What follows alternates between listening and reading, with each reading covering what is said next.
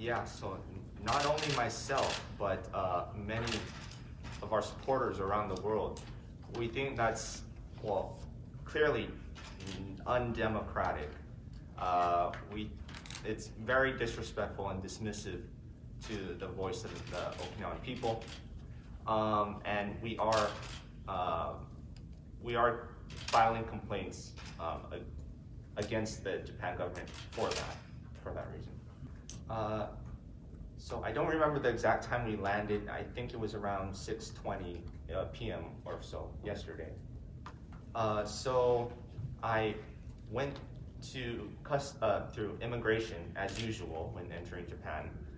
I've been to Japan many times, and but I've never had something like this happen before. So I went to immigration, and they pulled me aside to a separate room.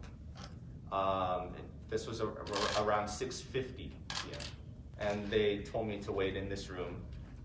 They didn't say why, so I asked why, but they wouldn't tell me anything.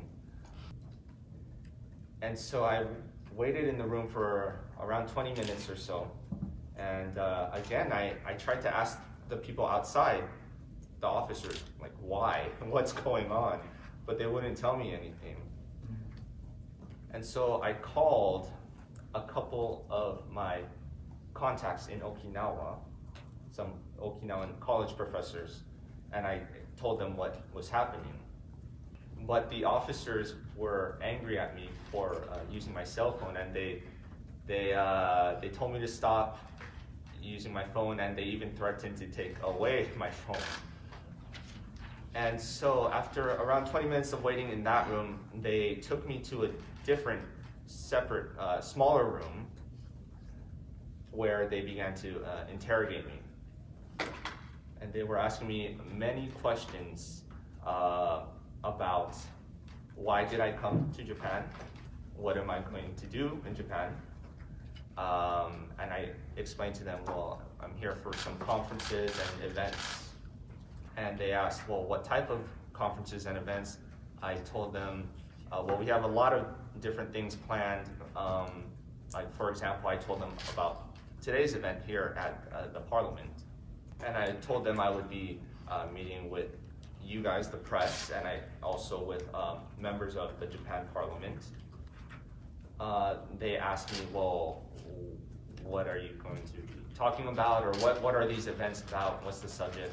And of course I told them, well, it's about Henoko and Okinawa. And they asked me, well, what are the names of the conferences and events? And I said, well, we have a lot of things planned for 3 weeks. So, but I gave them some of the names. I showed them some of the posters and the flyers and things like that.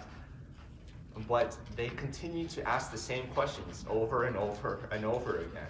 The same questions. I already answered the questions, but they continued to ask me the same things. And I told them, I'm only going to be here until March 11th. I have my return ticket. I showed them my return ticket. And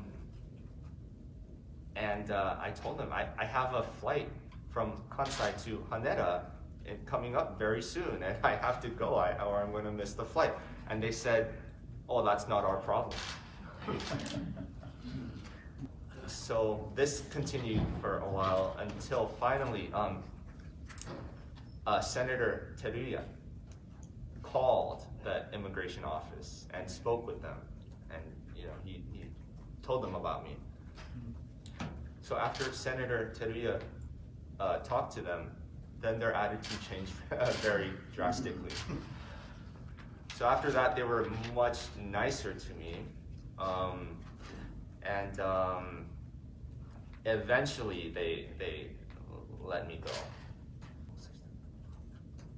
So yeah, that was 110 minutes. And actually, I would have missed my flight, except I got lucky and the flight was delayed, so I was able to make it. But if it were not delayed, I probably would have missed it. この法務省としては今回の件どう考えているのかということを聞きました。またロブが言っていた上からの通達というのが本当にあったのかなかったのかの事実確認を今してもらっています。でもしなかったとすると、そういった行動に関しての責任は関空支局長、入国管理局の関空支局長の責任ということになるわけなんですけれども、実際どこに責任があるのかというのを、確認するべきだと思います。国会などでも、今日糸数恵子議員が、国会でも追及するということなんですが、先ほど大阪入管から、柴玲さんのところに電話がありました。で、日本には何度も来ている外国人に対してはビザ取得手続きを避けるためにこうした行為を行っていることもあるとのことで、改めて事実関係を確認すると、説明、そして、電話に出た広報担当者の方が、謝罪を私たち事務局に対してしました。ロブさんはじめ関係者の皆さんをお騒がせしたことは申し訳なかったという連絡が先ほど、大阪入管の方から来ました。で、私たちとしてはですね、照屋議員に電話をして事実関係の説明と謝罪をしてほしいということを、再度求めているのですが、入管としてはそういう対応をすることはないと今のところ言っております。ただこれがあくまで広報担当の人間からの謝罪なんです。広報担当の謝罪は謝罪ですよ。はい、でも一応謝罪の電話が来ました。デモや集会への参加自体、何度もロブに質問をしていたこのデモや集会への参加自体は当然入管当局が規制できる法律的な根拠はないということは、入管の方に確認を済ませております。Quite a few times, maybe 8 to 10 times. Yeah. And I was just here in November, just a couple weeks before the White House petition came out, and there was no problem. I had no problem at all. And then all of a sudden, the petition comes out, and it's very popular, and now there's this huge issue. この件に関連してなんですけど、先ほど同じことを何度も聞かれたとおっしゃってましたけど、その入れ替わりの同じ人が同じようなことを何度も聞いてるんですか？ Both by the same person and by other people, but a lot of times they were in the same room together, so there's no reason to ask the same question over and over and over again. Yeah, so they ask me the question, right, and then they write, I give them a response, they write it down, but then they all, continue to ask the same questions over and over again. I mean, it seems pretty clear they're trying to waste time. I feel like they were trying to purposely make me miss my next flight to Tokyo. But actually, internationally, there's quite a bit of support for Okinawan independence, especially Americans, for example. Americans take a lot of pride in their independence, and they can relate historically, right? America was 13 colonies of Britain, but they were unhappy with the way Britain was treating them.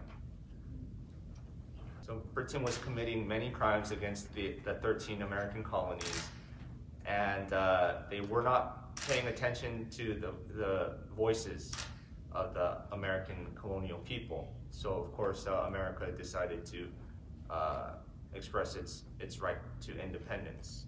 So I think Americans can more easily understand the desire for independence for Okinawans.